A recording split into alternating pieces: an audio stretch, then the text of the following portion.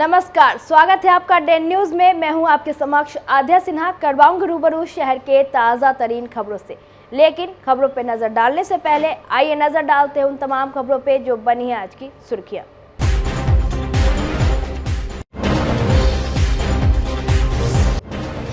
एक बार फिर smart meter से परेशान हो रहे हैं बिजली उपभोक्ता। अचानक पैसा और बिजली काटे जाने से भड़के उपभोक्ताओं ने कार्यालय में किया जमकर हंगामा।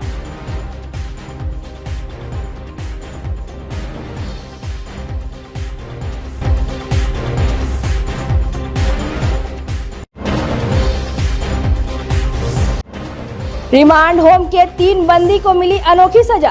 एक को मंदिर और 2 किशोरों को मिली अस्पताल में सेवा देने की सजा।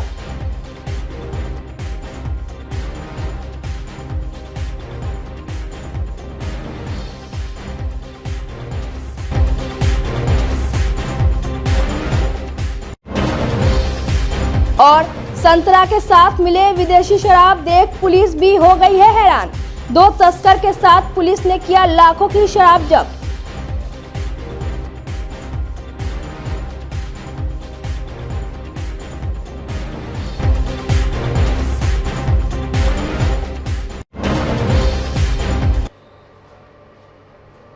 तो ये थी आज की सुर्खियां। आप खबरें विस्तार से। एक बार फिर से मुजफ्फरपुर के बिजली उपभोक्ताओं ने विद्युत विभाग के कार्यालय पर हंगामा शुरू कर दिया है। उपभोक्ताओं का कहना है कि जबरन लगाए गए स्मार्ट मीटर अब सुविधा की जगह परेशानी का सबब बन गया है। शुक्रवार की सुबह स्मार्ट मीटर उपभोक्ताओं के खाते में मौजूद रिचार्ज का पैसा अचानक गायब होकर माइनस में चला गया। इससे परेशान विद्युत उपभोक्ताओं ने तिलक मैदान स्थित विभागीय कार्यालय में जमकर हंगामा किया। सबसे अधिक शिकायत मुजफ्फरपुर के सरियागंज इलाके से सामने आई है, जहां से सैकड़ों उपभोक्ताओं की बिजली अचानक गुल हो गई। चेक करने पर उपभोक्ताओं के रिचार्ज की रकम गायब होकर अचानक 1000 से लेकर 5000 तक माइनस में चला गया। इससे परेशान बड़ी संख्या में बिजली उपभोक्ता तिलक मैदान बिजली ऑफिस पहुंच गए। हंगामे के बीच जूनियर इंजीनियर समेत सभी अधिकारी और कर्मचारी कार्यालय छोड़कर फरार हो गए। उपभोक्ताओं का कहना है कि घरों में लगे स्मार्ट मीटर बार बार खराब हो रहे हैं। रिचार्ज भी माइनस में चला जा रहा है, जिससे घर की बिजली गुल हो जा रही है। शिकायत के बाद भी गड़बड़ी को दूर करने की कोई पहल नहीं की जा रही है। परेशानी देखिए, 3 तारीख को 4000 रिचार्ज कराए। हाँ, 200 मेरा पहले से था। आज मेरा 9 तारीख है, 3200 शो कर रहा है। ऑनलाइन कटा हुआ सुबह से। नहीं, हम लोग ने बोला कि जाइए अब 2 घंटा में लाइन आ जाएगा 2 बजे तक। अब 2:45 हो गया, फिर हम दोबारा आए हैं। बस तिलक मैदान मस्जिद के सामने अंदर जाजी मार्ग गली में। परेशानी ये है, हम सुबह में बकाया था, बकाया सध गया। अब सुबह में 10 बजे हम भरवाए, अभी ले लाइन नहीं आया। कौन कारण है जो नहीं लाइन अभी ले दिया है? कितनी देर से लाइन नहीं? 10 बजे से लाइन नहीं है। यहाँ से क्या कारण बताया? यहाँ कुछ बोलिए नहीं रहा, कहता है कि 1 घंटा में चले जाएगा। अब चले जाएगा। परेशानी ये है कि आप अपना दुकान छोड़ के यही टाइम दिखाने आएंगे हम। बताइए, ये 1200 रुपया माइनस में रात भर में मतलब कि जनरेटर क्या चल रहा अभी है? ऐसा कुछ तो चल नहीं रहा है। रात में नाइट में यहाँ ड्यूटी नहीं होता, जो कि इतना बिल आएगा 1200 5500। स्मार्ट मीटर का क्या फायदा लगा कर? बार बार यही टाइम रहेगा हमारा। जैसे हुआ क्या कि कल तक मेरा 196 रुपया था, ठीक है, पैसा था, और आज सुबह में देख रहे सीधा 1319 रुपया माइनस कर रहा है, जबकि हम लोग का बकाया भी नहीं है। एक दिन में क्या इतना पैसा चला? कोई कारण नहीं बोलता है, सीधा बोलता है क्या कि बैक करेंगे। अपडेट कर लिए है, कंप्लेंट आपका ले लिए है, लाइन आपका आ जाएगा। पैसा भी लाइन आया ही नहीं। मैंने पापा से कॉल करके पूछा, लेकिन नहीं आया लाइन। आश्रम घाट से कल 100 रुपया का रिचार्ज हुआ है, आज 1050 रुपया माइनस में कर दिया। अभी 15 रुपया डेली मेरा बिल उठता है। लाइन में कट गया होगा? लाइन कट गया 10 बजे। अच्छा, फिर शिकायत किए हैं? तो अभी तो आइए रहे हैं, कंज्यूमर नंबर लेकर आकर। कोई सुनेगा तब ना। इससे तो पैसा कमाने का धंधा बना लिया है। 200 के लगभग 200 सामने है आपका डेटा। क्या कंप्लेंट में क्या बता रहे हैं लोग? डिफॉर्मेंट कटा है। क्या कारण क्या हो सकता है? कारण क्या, इतना भीड़ में चेक नहीं हो पा रहा। भीड़ ज्यादा। लोगों का कहना है कि बिजली बिल जमा है, उसके बावजूद भी नहीं हो रहा है। चेक करने पर पता लगेगा। चेक किए होंगे नहीं चेक किए ना, इतना भीड़ में चेक कैसे होगा बताइए, भीड़ इतना लोगों का है।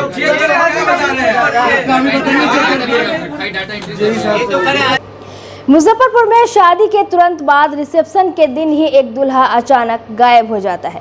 दूल्हा के गायब होने के बाद दुल्हनिया समेत पूरा परिवार में कोहराम मच जाता है। परिवार वालों ने थाने में अपहरण का मामला दर्ज करवाया। पुलिस ने जल्द ही मामले की जांच शुरू कर दी। 36 घंटे के अंदर ही पुलिस ने दूल्हे को बरामद करने के साथ पूरे मामले का खुलासा कर दिया। अहियापुर थाना इलाके के शाहबाजपुर राघोपुर के रहने वाले विश्वजीत कुमार शाही का 26 वर्षीय बैंक कर्मी पुत्र आदित्य शाही का 4 फरवरी को बोचहा की रहने वाली जागृति से शादी हुई। बारात के बाद आदित्य ने अपनी दुल्हन जागृति को विदा कर खुशी खुशी घर ले आया। घर आने के बाद सभी लोग रिसेप्शन की तैयारी में जुट गए। 7 फरवरी को आदित्य की रिसेप्शन होने वाली थी, लेकिन ठीक उससे पहले आदित्य घर से गायब हो गया। इसके बाद से परिवार में कोहराम मच गया था। परिवार वालों ने आनन फानन में बेटे का अपहरण होने का मामला थाने में दर्ज करवा दिया। परिवार वालों को आशंका थी कि फिरौती के लिए आदित्य का अपहरण किया गया है। एसएसपी राकेश कुमार ने मामले की गंभीरता को देखते हुए एएसपी टाउन भानु प्रताप सिंह के नेतृत्व में एक टीम का गठन किया, जो लगातार मामले की गहनता से जांच कर रही थी। नई नवेली दुल्हन जागृति से पुलिस ने घंटों पूछताछ की। इसके बाद आदित्य शाही का फोन लोकेशन और सीडीआर निकाला गया। इसी दौरान पुलिस को महज 36 घंटे के अंदर में उपलब्धि मिल गई। पुलिस ने आरा से आदित्य शाही को बरामद कर लिया।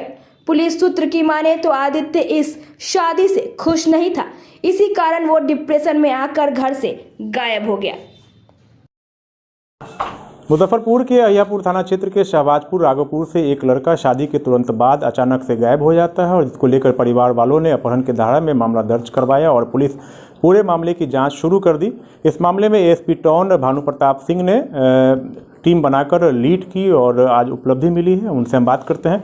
सर, कैसे इसको लीड कर रहे थे, क्या इनपुट थी इसमें?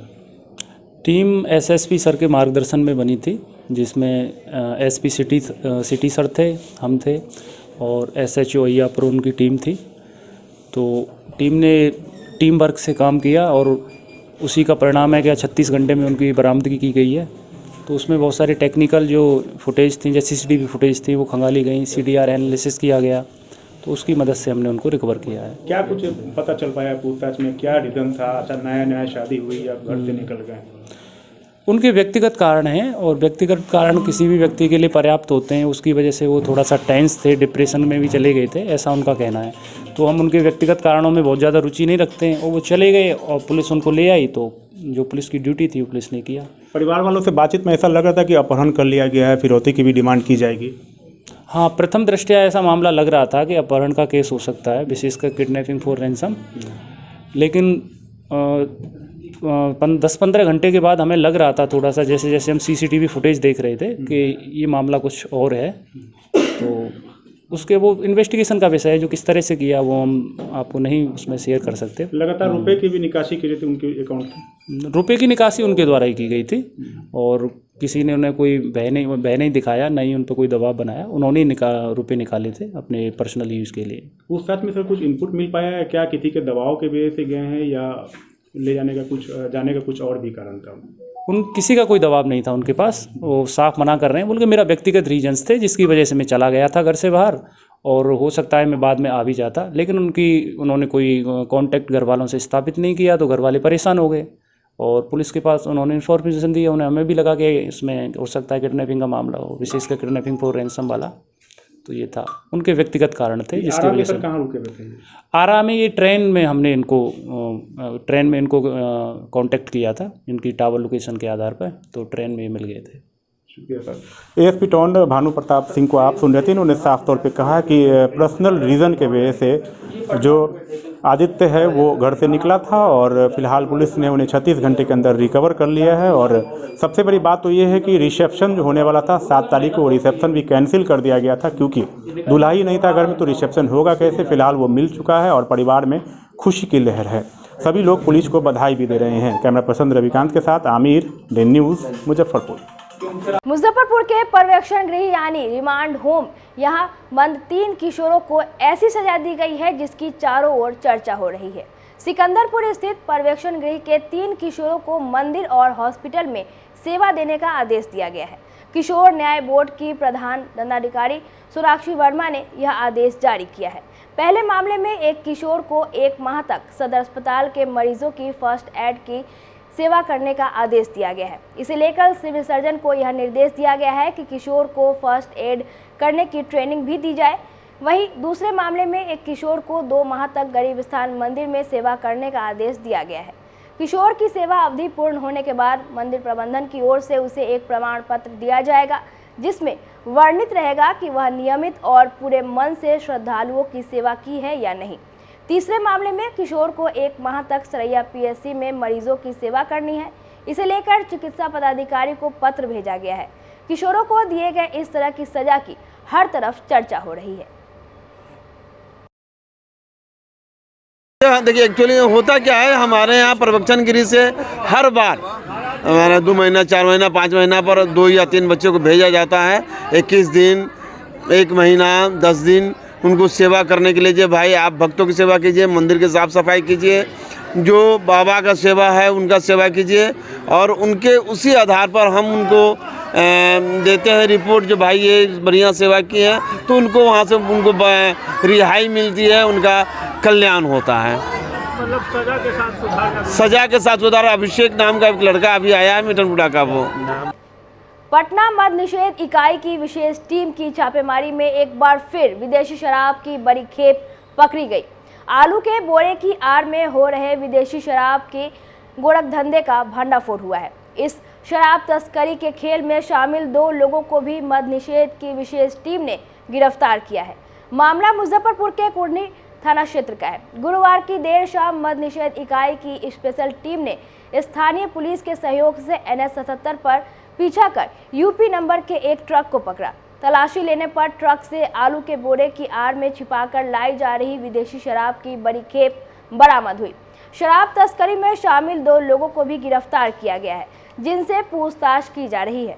इस मामले में कई लोगों के शामिल होने की सूचना विशेष टीम को मिली है। कुछ ठिकानों पर छापेमारी शुरू कर दी गई है। बरामद शराब की कीमत लगभग 50 लाख के करीब बताई जा रही है। शराब का मामला है। हाँ, कल शाम में 3:30 के करीब में सूचना मिली मद्य निषेध इकाई पटना के द्वारा कि एक ट्रक जा रही है जिस पर आलू लदा हुआ है, उसका नंबर दिया गया। हम लोग त्वरित कार्रवाई करते हुए बैरिकेड लगाकर उसको ट्रक को घेराबंदी करके रोके। पूछताछ की गई। प्रथम दृष्टया ही पता चला कि हाँ संदिग्ध है। कुछ आलू वगैरह बोरी को हम लोग हटाए तो शराब लदा भारी मात्रा में उसमें थी। हम लोग लेकर के उसको थाना पर चला कर इसमें 2 गिरफ्तारी हुई है। एक चालक है, एक उपचालक है। कितना पेटी से दारू था उसमें? उसमें दारू की पेटी 576 कार्टून दारू थी, छोटी बड़ी मिलाकर इंपीरियल ब्लू थी। सर गिरफ्तारी को नहीं किया इसमें भेजा जा रहा है। ये वो यूपी से लेकर चले थे और ये समस्तीपुर में कई हैंडलर को देना था। उस पर हम लोग आगे अनुसंधान कर रहे हैं और बड़े पदाधिकारी से आदेश है इसमें अग्रिम कार्रवाई की जाती है। इसमें कांड पंजीकृत कर ली गई है, आगे इसमें कार्रवाई की जाएगी। सोशल नेटवर्किंग साइट पर इन दिनों नाबालिग छात्र छात्राओं के बीच प्यार का जुनून इस तरह बढ़ गया है कि बगैर कुछ सोचे समझे बड़ा कदम उठा ले रहे हैं। इसका खामियाजा परिवार वालों को भुगतना पड़ता है। मुजफ्फरपुर में स्कूल के लिए निकली 8वीं की एक छात्रा भागकर अपने लड़के मित्र से मिलने पहुंच गई। लड़की जब स्कूल के बाद घर नहीं पहुंची तो परिजन चिंता में पड़ गए। जब उसका मोबाइल और मोहल्ले का CCTV कैमरा खंगाला गया तो सब के सब हैरान रह गए। पता चला कि वे दूसरे मोहल्ले के एक लड़का के साथ भाग गई है। पूरी घटना मुजफ्फरपुर के नगर और मिठनपुरा थाना इलाके की है। CCTV फुटेज में दिख रहा था कि रेड कलर के बाइक पर एक लड़का स्कूल यूनिफॉर्म में नाबालिग लड़की को बैठाकर बड़े आराम से अपने साथ ले जाता है। CCTV फुटेज से लड़के की पहचान भी कर ली गई, जिसके बाद से लड़की के परिवार वालों ने पुलिस लेकर लड़का के घर पहुंच गई। इस दौरान घंटों हाई वोल्टेज ड्रामा चला। कंप्लेंट के बाद पुलिस ने लड़के के परिवार के सभी सदस्यों को थाने ले गई। लड़का को जैसे इस बात का पता चला कि उसके पूरा परिवार को थाने ले गई है। आनन फानन में 2 घंटे के अंदर ही लड़की को लेकर उसके घर पहुंच गया। पुलिस जब दोनों से पूछताछ की तो पता चला कि दोनों की मुलाकात इंस्टाग्राम से हुई है। लड़की ने शनिवार की सुबह इंस्टाग्राम पर अपने दोस्त को मैसेज किया कि तुम आओ और मुझे यहाँ से लेकर कहीं दूर चलो। इसी दौरान लड़का वहाँ पहुँच गया और लड़की को अपने साथ लेकर फुर हो गया। पुलिस ने दोनों का काउंसलिंग करने के बाद परिवार वालों को सौंप दिया। सूचना तो मिली थी कि लड़का जो है यहीं का है रामबाग का, और वो लड़की जो है उसी के साथ में है। सो 10 मिनट में वो फ़ोन किया, 10 मिनट में हम लेकर पहुँचते हैं, लेकिन आधा घंटा 1 घंटा हो गया, लेकिन अभी तक वो नहीं पहुँचा। तो उसके माँ बाप को टाउन थाना अपना ले जा रहे हैं 12 नंबर। जबरन उठा के ले गया, नाबालिग लड़की है।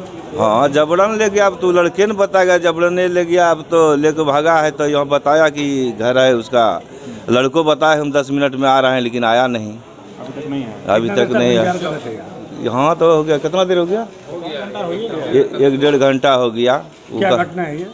घटना तो बताए कि पढ़ने के लिए जा रही थी लड़की, सो TVS मोटरसाइकिल पे उसको उठा के लेके भाग गई। टाउन थाना अंतर्गत सत्यनारायण मंदिर, ये हमको मालूम नहीं है। आगे इसमें कितने लोगों को डिटेन किए पूछताछ करने के लिए? कितने लोगों को? 3 लोगों को ले। 3 लोगों को। आगे इसमें सब CCTV वगैरह देख रहे हैं लोग का? किधर है लोकेशन भागने का? लोकेशन वो टाउन थाना का अंतर्गत है, वहाँ वो सब देख रहे हैं।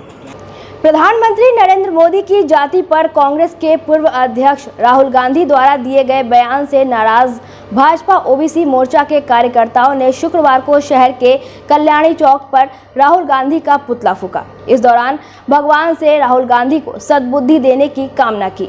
राहुल गांधी ने उड़ीसा के झारसुगुड़ा में प्रधानमंत्री नरेंद्र मोदी पर निशाना साधते हुए कहा था कि प्रधानमंत्री का जन्म एक सामान्य वर्ग में हुआ था, लेकिन बाद में उन्होंने अपनी जाति को OBC कैटेगरी में शामिल कर दिया। भाजपा OBC मोर्चा के जिला अध्यक्ष विकास गुप्ता ने कहा कि राहुल गांधी ने प्रधानमंत्री नरेंद्र मोदी के जाति को लेकर गलत टिप्पणी की है। प्रधानमंत्री नरेंद्र मोदी OBC समुदाय से आते हैं। राहुल गांधी को इसकी जानकारी नहीं है। कांग्रेस नेता प्रधानमंत्री से माफी मांगे।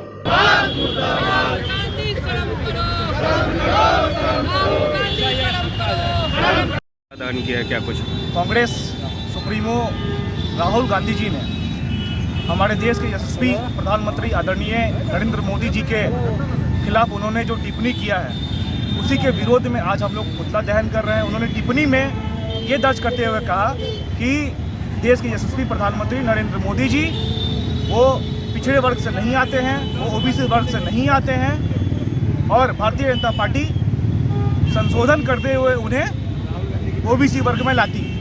आज उसी के विरोध में हम मुजफ्फरपुर मुख्यालय में हम सभी पूरी टीम के साथ भारतीय जनता पार्टी OBC मोर्चा के समस्त टीम के समक्ष में राहुल गांधी जी का पुतला दहन किए हैं। राहुल गांधी जी तो वैसे भी मूर्ख तो हैं ही, कभी वो आलू से सोना निकाल देते हैं, कभी कभी स्टोव से भी कभी कभी कोयला जला देते हैं, तो वैसे मूर्खों के सरदार तो कहे जाने वाले हैं। बस उसी के विरोध में हम लोग आज पुतला दहन किए हैं, और हम इस आप सभी के माध्यम से उन्हें चेतावनी देना चाहते हैं कि वो सुधर जाए। हमारे देश के यशस्वी प्रधानमंत्री जी के बारे में कोई टीपा टिप्पणी ना करे, हमारे पार्टी के बारे में कोई टीपा टिप्पणी हम लोग ना करें, जो देश के लिए और राष्ट्र के लिए काम करती है।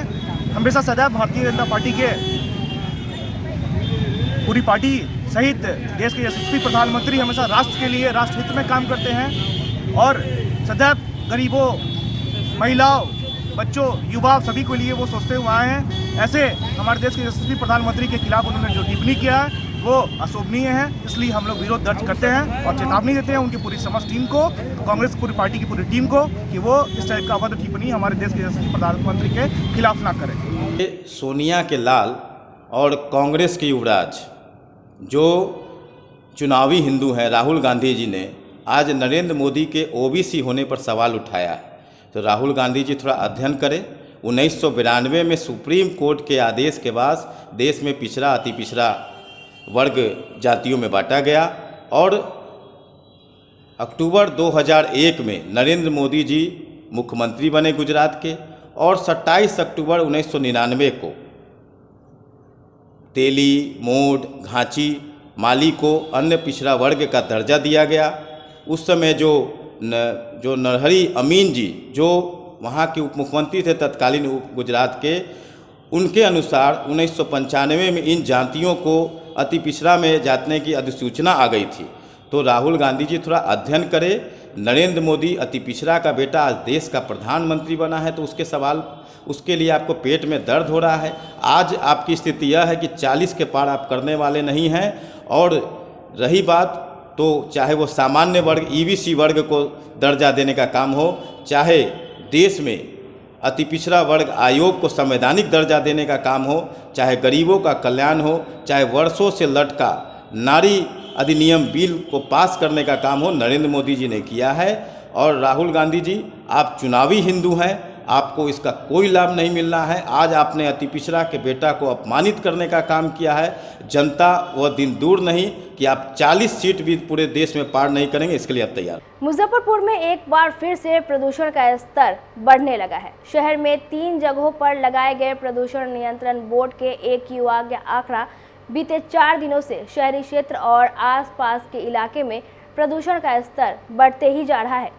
सड़कों पर उड़ती धूल और मिट्टी के कणों के कारण हवा तेजी से प्रदूषित हो रहा है, तो दूसरी तरफ फैक्ट्री से निकल रहे धुएं के कारण भी शहर की हवा में प्रदूषण का ग्राफ बढ़ गया है।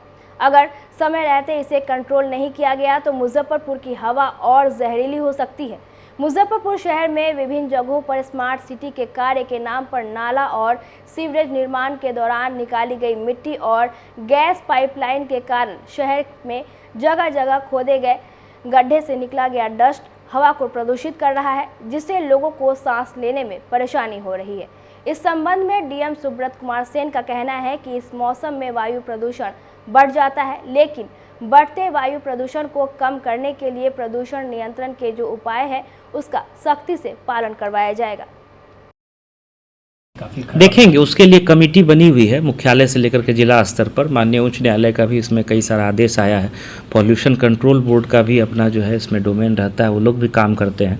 नगर निगम को भी देखना है। और जब वैसा मौसम आता है जिस समय में कि अचानक से AQI जो है ठंड के आसपास तो बढ़ जाता है, तो उस समय में जो बहुत सारा और हम लोग प्रिवेंटिव मेजर्स लेते हैं कि धूल ना उड़े, जो कंस्ट्रक्शन मेजर चल रहा है उसको कैसे जो है ऑर्गेनाइज किया जाए, तो वो सब हम लोग देखेंगे। उस तरह की जब सिचुएशन आएगी तो उसमें हम लोग स्टेप लेंगे। भाकपा माले के 2 सदस्यीय प्रतिनिधि मंडल ने शुक्रवार को मुजफ्फरपुर के जिलाधिकारी से मिलकर मुख्यमंत्री के नाम 6 सूत्री मांग पत्र सौंपा। प्रतिनिधि मंडल में भाकपा माले के राज्य कमेटी सदस्य सह नगर सचिव सूरज कुमार सिंह और माले नेता शहनवाज हुसैन शामिल रहे। माले नेता ने कहा कि पहली मांग BPSC के द्वारा आयोजित TRE 2 की परीक्षा की CBI जाँच करने, दूसरा बिहार में डोमिसाइल को लागू करने, तीसरा TRE 3 को बंद कर TRE 2 के एग्ज़ाम में शामिल छात्रों से ही 90,000 रिक्ति को पूरा करने, क्योंकि बिहार के अंदर TRE 2 के बाद कोई नया छात्र CTET या STET से पास नहीं हुआ है, तब इसमें किस राज्य के छात्रों को शामिल कराने के लिए यह वैकेंसी निकाली गई है, इसकी जांच ज़रूरी है। चौथी मांग TRE 3 BPSC लेती है तो इस साल के अंत तक पास करने वाले बिहार के तमाम DLED और BEd के छात्रों को शामिल होने की अनुमति दी जाए। पांचवी मांग की बिहार के अंदर 15 से 20 सालों से कार्यरत सभी अधिकारी पदाधिकारी को जिस परीक्षा को पास कर वो आए हैं उस परीक्षा को फिर से पास करें, ताकि योग्य और अयोग्य अधिकारी पदाधिकारी की पहचान हो सके और इनको भी परीक्षा में 3 मौका दिया जाए। आखिरी और छठा मांग है कि बिना टेंडर प्रक्रिया के बिहार के स्कूलों में किए गए फैब्रिकेशन काम, कॉपी प्रश्न पत्र छपाई एवं बिहार के शिक्षकों को होटल और रिसोर्ट में ट्रेनिंग के नाम पर हुए भुगतान की अविलंब निगरानी जांच करने की मांग शामिल है। मुजफ्फरपुर जिलाधिकारी को मुख्यमंत्री के नाम से 6 सूत्री मांग पत्र सौंपा है। हम लोगों ने परसों एकजुटता संघर्ष मार्च निकाला था और उसमें कुछ जो बिहार के लोगों की शंकाएं थी उन शंकाओं को हम लोगों ने दूर करने को कहा था। कल BPSC के चेयरमैन अतुल प्रसाद जी प्रेस के सामने मुखातिब थे और कल उन्होंने उस पर कुछ स्पष्टीकरण दिया और उस स्पष्टीकरण में वो कह रहे थे कि मैं उत्तर प्रदेश के किसी छात्र को फ़ायदा जो है नहीं पहुंचाया हूं और मैं बिहार की पढ़ाई किया हूं। तो ये जो स्पष्टीकरण था ये आधा अधूरा उनका स्पष्टीकरण है। बिना आग के धुआं नहीं निकलता है। अगर कहीं पर आग है तब फिर ये धुआं है, तब वो स्पष्टीकरण दे रहे थे। आज हम लोगों ने मुख्यमंत्री के नाम से 6 सूत्री मांग पत्र जो दिया है, उसमें सबसे जो पहला जो सवाल हम लोगों ने मांग जो उठाया है कि TRE 2 जो BPSC ने लिया, उस TRE 2 की परीक्षा की संपूर्ण CBI से जांच होनी चाहिए। वो जांच इसलिए कि एग्जाम के दिन, ठीक एग्जाम के दिन 2 घंटे एग्जाम के टाइम को बढ़ा दिया गया, 2 घंटे लेट से एग्जाम को शुरू किया गया। दूसरा, जब एग्जाम वो संपन्न हो गया तो उसके बाद कहा गया, रिजल्ट को जांचने के बाद कहा गया कि हिंदी को क्वालिफाई से हटा दिया जाएगा। पहले जो TRE 1 हुआ उसमें हिंदी को पास करना जरूरी था, हिंदी अगर आप पास करते तभी आपका दूसरा पेपर चेक होता, लेकिन उसमें इन्होंने बिल्कुल कॉपी जांचने के बाद ये निर्णय लिया। तो ये दोनों निर्णय लेने के पीछे किन लोगों को इससे फायदा पहुंचा? क्या उत्तर प्रदेश के छात्रों का ट्रेन लेट हो रहा था इसलिए जो है कि परीक्षा का समय बढ़ाया गया? क्या उत्तर प्रदेश के छात्र क्वालिफाइंग जो पेपर था हिंदी उसमें वो पास नहीं कर रहे थे इसलिए हिंदी को हटा दिया गया? क्या इसकी जांच होना बहुत जरूरी है, क्योंकि इसकी जांच अगर नहीं होगी तो फिर ये बात खुलेगा नहीं। पहला तो सवाल यही है कि TRE 2 की संपूर्ण जो है CBI से जांच कराई जाए। दूसरा जो सवाल हम लोगों ने उठाया है कि कल अतुल जी ने कहा कि 12 फरवरी को वो रिटायर कर रहे हैं, इसी 12 तारीख को। तो रिटायर जब आप कर रहे हैं तो आनंद फानन में ये TRE 3 का नोटिफिकेशन कैसे जारी हुआ? TRE 3 का जो नोटिफिकेशन आप जारी किए, इसमें तो बिहार का कोई नया छात्र शामिल नहीं हो रहा है, क्योंकि TRE 2 का रिजल्ट आने के बाद बिहार में सिर्फ एक सीटेट की परीक्षा हुई और सीटेट की परीक्षा के छात्रों को आप कह रहे हैं कि हम शामिल नहीं होने देंगे। तो बिहार का तो जो जितना छात्र है वो तो TRE 2 में शामिल था। तो जब TRE 2 में जब शामिल हुआ है, जब रिजल्ट आपके पास है, तो उसी में से आप 90,000 छात्रों को ले लीजिए और बहाली पूरा करिए। लेकिन चूंकि आपको इस एग्जाम में उत्तर प्रदेश के छात्रों को शामिल करवाना है, क्योंकि बिहार का कोई छात्र तो कैपेबल ही नहीं है उसमें, तो उत्तर प्रदेश के छात्रों को आपको शामिल करवाना है, तो आपने नोटिफिकेशन निकाल दिया और आप कह रहे हैं कि 90,000 जने की रिक्ति पर हम फिर से मतलब फॉर्म लेंगे और फिर से उसका एग्जाम होगा। इसलिए हम लोगों ने कहा इसमें मुख्यमंत्री जी से कि TRE 3 जो है, इस TRE 3 के रिक्ति को आप TRE 2 में जो पास आउट लड़के हैं आप वहां से लीजिए। ये इसलिए नहीं कर रहे हैं चूंकि ये देख रहे हैं कि इसमें जो TRE 2 से अगर हम छात्रों को छाटेंगे तो इसमें ज्यादा उत्तर प्रदेश के छात्र नहीं आ पा रहे हैं, इसलिए इन्होंने नोटिफिकेशन जारी कर दिया। चौथा और महत्वपूर्ण सवाल कि बिहार में डोमिसाइल क्यों नहीं लागू है? बिहार बड़ा जो है कि बेरोजगारों का जो है कि राज्य है, प्रदेश है। यहाँ के लोग जीवन यापन के लिए लगातार ट्रेनों में भर कर जो है अमृतसर, गुजरात और दूसरे जगहों पर जाते हैं। जब नौकरी की बारी आई तो फिर अब डोमिसाइल आप लागू नहीं किए, यहाँ पे दूसरे राज्यों के छात्र आके नौकरी ले रहे हैं। ये डोमिसाइल को लागू करने की बात है।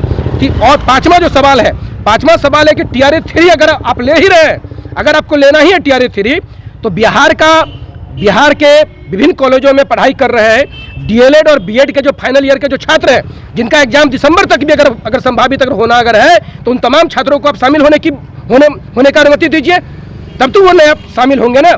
ये तो आप उनको अनुमति दीजिए। और सबसे अंतिम और छठा जो मांग है, वो मांग ये है कि आप तमाम लोग जानते हैं कि बिहार में जब से पाठक जी आए और बिहार के अंदर में एक काम चल रहा है, स्कूलों में फैब्रिकेशन वर्क हो रहा है। फैब्रिकेशन वर्क क्या है? टीन का जो है कि क्लासरूम बनाया जा रहा है, 5,80,000 रुपया उसका जो है प्रस्तावित एस्टिमेट है, बिना टेंडर के, बिना किसी जो है कि निविदा प्रक्रिया के। ये बिहार के अंदर में तमाम स्कूलों में इस तरीके का जो है कि ये कंस्ट्रक्शन जो शुरू किया गया है। इसमें करोड़ों रुपए का गोरख धंधा है ये। और इसके साथ साथ प्रश्न पत्र जो छप रहे हैं, कॉपी जो छापी जा रही है, और पहली बार बिहार के शिक्षकों को ट्रेनिंग जो है वो बोध गया कि रिसोर्ट में करवाया जा रहा है, गया के बड़े बड़े होटलों में करवाया जा रहा है। तो इस रिसोर्ट को, होटल को कितना भुगतान बिहार सरकार कर रही है, ये बात सार्वजनिक होना चाहिए और सरकार को इस बात को बतलाना चाहिए कि ये पैसे किन होटलों को दिया जा रहा है, कौन उसके मालिक है, और उसके साथ इन अधिकारियों के क्या संबंध है, इसकी जांच निगरानी से होनी चाहिए। इस 6 सूत्री सवाल को लेकर आज हम लोगों ने यह ज्ञापन जिलाधिकारी महोदय को सौंपा है। शुक्रवार को मुजफ्फरपुर के कल्याणी चौक स्थित RD कॉम्प्लेक्स के पहली मंजिल पर यूनिसेक्स सैलून लोटस स्टूडियो का उद्घाटन डिप्टी मेयर डॉक्टर मोनालिसा एवं समाज सेवी संजीव शर्मा ने संयुक्त रूप से फीता काटकर किया। मौके पर सैलून की मैनेजर स्वाति सहित काफी संख्या में लोग मौजूद रहे। यहाँ hair cut, shave, beard, trim, hair wash and shampoo, conditioning, blow dry any length के साथ हेयर, नेल और स्किन संबंधित कई तरह की सेवा उपलब्ध है। आगत अतिथियों ने जहां संचालक को शुभकामनाएं दी, वहीं सैलून की मैनेजर स्वाति ने बताया कि हेयर ट्रीटमेंट के साथ यहां सौंदर्य निखारने की हर सेवा उपलब्ध है।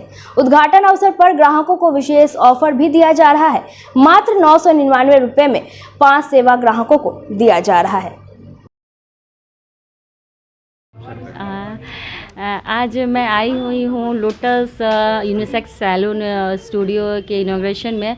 तो सबसे पहले मैं साकेत जी को बहुत बहुत धन्यवाद देती हूँ कि उन्होंने मुझे यहाँ इनवाइट किया, और इनको ढेर सारी शुभकामनाएं ये और आगे बढ़ें।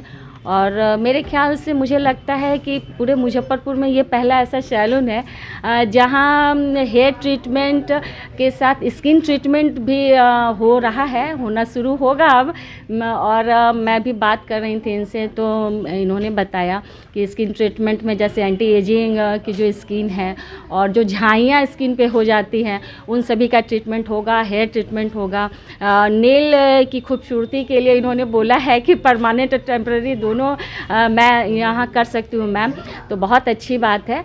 और सभी के लिए बहुत सारी शुभकामनाएं। मैं चाहूँगी कि मुजफ्फरपुर में नंबर 1 सैलून उभर के सामने आए। और एक बार फिर से बहुत बहुत धन्यवाद सभी को। साकेत जी और उनके परिवार को इस नए लोटस स्टूडियो के शुभारंभ पे हार्दिक बधाई, शुभकामनाएं। बहुत ही अच्छी जगह पर एक बहुत बड़ा सैलून का इन्होंने यूनिसेक्स सैलून की शुरुआत की है। मेरी ढेरों शुभकामनाएं हैं और मुझे पूरी उम्मीद है कि ये बहुत अच्छे करेंगे। ये लोटस स्टूडियो हमारा मोती झील कल्याणी के पास है, जो कि दीवान रोड कॉर्नर के जस्ट ऊपर में है। और यहाँ पे स्किन है, हमारा नेल्स है, हेयर है, मेकअप है, ये सारी चीज़ें यहाँ पे अवेलेबल है। जो कि अभी मेकअप पे हमारा ऑफर्स भी चल रहा है। स्टार्टिंग 40 पीपल्स ऐसे होंगे ना जो बुकिंग लेते हैं ना, तो उनको सिर्फ ब्राइडल एयर ब्रश हमारा जो होता है वो उनको 6999 में मिलेगा, स्टार्टिंग के 40 पीपल्स के लिए। हाँ, मेल फीमेल दोनों हैं।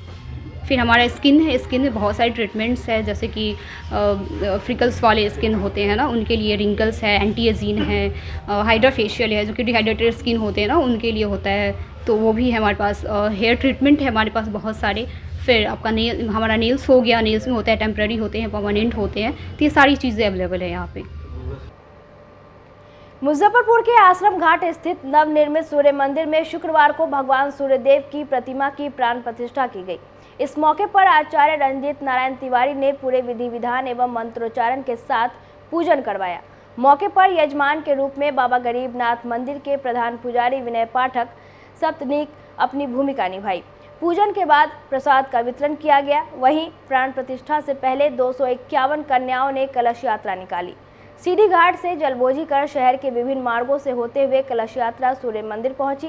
3 दिवसीय आयोजित भव्य अनुष्ठान में रविवार को भगवान भास्कर के नगर भ्रमण के साथ